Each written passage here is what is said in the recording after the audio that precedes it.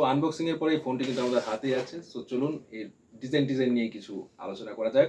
So প্রথমত এই ফোনটি আপনারা ২ টি কালার ভেরিয়েন্টে পাবেন। একটি হচ্ছে গোল্ডেন যেটা আমার হাতে দেখতে পাচ্ছেন, আরেকটা হচ্ছে নেভি ব্লু টাইপের একটা কালার। তবে এই কালার দুটোর মধ্যে আসলে একটা টেক্সচার এড করা হয়েছে। এই টেক্সচারটা যদি না থাকতো তাহলে আমার কাছে মনে হয় ব্যাপারটা আরো প্রিমিয়াম লাগতো।